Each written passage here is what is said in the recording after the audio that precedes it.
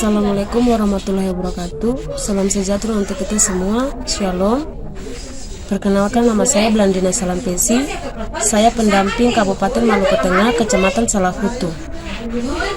Di video kali ini saya akan mempraktekkan bagaimana mensimulasi CC14, yaitu mendukung keluarga mengakses layanan untuk penanganan anak stunting. Di CC14 ini terbagi menjadi dua langkah. Langkah yang pertama yaitu identifikasi lembaga layanan, dan langkah yang kedua simulasi penanganan stunting. Simak videonya. Ya ibu-ibu, atau ketemu lagi untuk melanjutkan pembelajaran kita di siang hari ini. Jadi di sini ibu-ibu, hari ini Katong akan berdiskusi tentang topik penanganan anak stunting. Jadi di sini kita mau tanya ibu semua sebelum kita lanjut. Kita mau tanya ibu, kira-kira di sini ada yang tahu ibu tentang materi yang sebelumnya? Saya ibu, pemetaan kemajuan diri keluarga dan lingkungan sekitar. Iya, kita berikan aplaus kepada Ibu Beatrix. Iya, jadi yang kemarin, materi yang kemarin itu Ibu Beatrix sudah menjawab pembelajaran sebelumnya, itu mengenai tentang pemetaan kemajuan diri keluarga dan lingkungan sekitar. Jadi di sinilah kita mau tanya ibu-ibu, kira-kira di sini ada kasus anak stunting di lingkungan sekitar kasih? Ada kasih ibu-ibu? Ada. Jadi di sini beta mau tanya, jika ibu-ibu dong dari keluarga yang anaknya mengalami stunting, apa yang harus ibu-ibu lakukan? Harus tetap memberikan makanan bergizi. Iya, harus tetap memberikan makanan bergizi. Dan berikut lagi, kira-kira apa yang dapat dilakukan masyarakat untuk mendukung keluarga tersebut? Harus memberitahukan pelayanan terdekat seperti puskesmas atau waktu posyandu. Iya, betul. Terima kasih ibu-ibu atas jawabannya. Jadi ibu-ibu, jika ada anak yang mengalami stunting di ibu-ibu punya lingkungan, ibu-ibu harus ibu-ibu dan keluarga dapat mengoptimalkan bansos untuk pemenuhan gizi. Jadi bantuan-bantuan yang ibu-ibu dapat seperti sembako, habis itu uang untuk uang PKH. Jadi ibu-ibu itu harus memenuhi kebutuhan gizi bagi anak ibu-ibu punya anak di rumah. Terus ibu-ibu selain itu, ibu-ibu harus memberikan stimulasi terus kepada ibu-ibu punya anak, walaupun itu dari keluarga, dari ibu-ibu dong, selaku orang tua, ibu-ibu harus memberikan stimulasi. Dan juga keluarga dan masyarakat dapat menghubungi layanan yang ada di lingkungan sekitar. Iya, di sini ibu-ibu ada gambar peta jenis sumber daya lingkungan yang digambarkan oleh kelompok 3 di depan. Kira-kira apa saja lembaga layanan yang ada di daerah Bapak Ibu yang bisa ibu-ibu hubungi ketika ada anak stunting? Apakah ada lagi lembaga layanan yang belum tergambar di sini? Sudah. Jadi di sini ibu-ibu, jika ada anak-anak stunting di daerah ibu-ibu dapat mendatangi lembaga-lembaga berikut seperti Pusat Kesehatan Masyarakat atau Puskesmas, yang kedua Posyandu, yang ketiga Pusat Kesejahteraan Sosial, yang keempat Dinas Sosial, yang kelima Warung, dan di sini ibu-ibu ada juga kontak telepon pelayanan sosial anak. Nanti ibu bisa ambil. Dan yang berikut, Balai Lokal Rehabilitasi Sosial Anak yang memerlukan perlindungan khusus. Jadi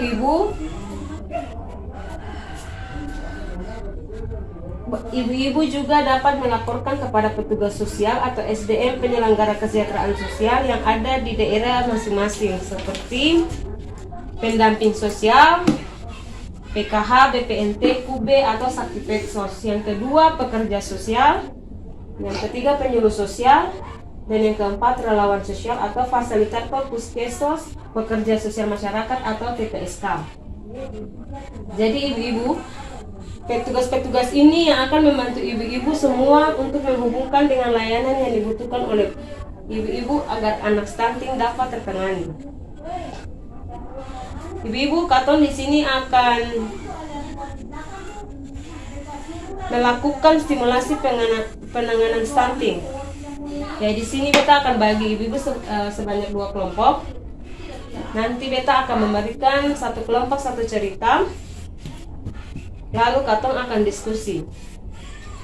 Dari 2 kelompok, nanti beta akan bacakan satu cerita untuk kelompok A dan satu cerita untuk kelompok B. Jadi beta mulai dari cerita pertama untuk kelompok A. Jadi sini pada hari ini Asep genap berumur 3 tahun. Akan tetapi sang ibu melihat tinggi badan Asep tidak seperti anak seusianya. Orang tua Asep sekarang sangat khawatir melihat perkembangan anaknya, tetapi tidak mengetahui apa yang harus dilakukan. Asep tinggal di dusun yang sangat terpencil, tidak ada fasilitas kesehatan, dan tidak memiliki uang untuk pergi ke fasilitas kesehatan. Ibu Asep hanya sering bertemu dengan pendamping PKH yang mendatanginya setiap sebulan sekali. Jadi sini ibu-ibu, apa yang harus dilakukan oleh orang tua Asep? Menceritakan masalah Asep kepada pendamping PKH. Iya, terima kasih. Lalu ibu-ibu cerita kedua, Nina sekarang berusia 4 tahun namun tinggi badan dan berat badannya tidak sesuai dengan anak pada usia 4 tahun. Selama kehamilan, Nina, sang ibu, memang mengalami kurang darah karena tidak makan makanan bergizi. Karena ibunya tidak memanfaatkan bantuan sosial untuk memenuhi gizi. Sekarang Nina tidak terbiasa makan makanan bergizi dan kondisinya semakin memburuk serta sakit-sakitan. Nina sering menjadi bahan olokan teman-temannya. Apa yang harus dilakukan keluarga dan masyarakat melihat kasus tersebut? Jadi sini ibu-ibu dimintakan ibu-ibu akan berdiskusi, menentukan siapa saja yang akan berperan menjadi tokoh dalam cerita tersebut. Yang berikut menentukan sikap yang sebaiknya dilakukan oleh orang tua, keluarga, dan masyarakat. Yang keenam, pihak-pihak mana saja yang perlu dilibatkan untuk kasus di atas. 7, meminta peserta untuk menerangkan tersebut di hadapan kelompok lainnya.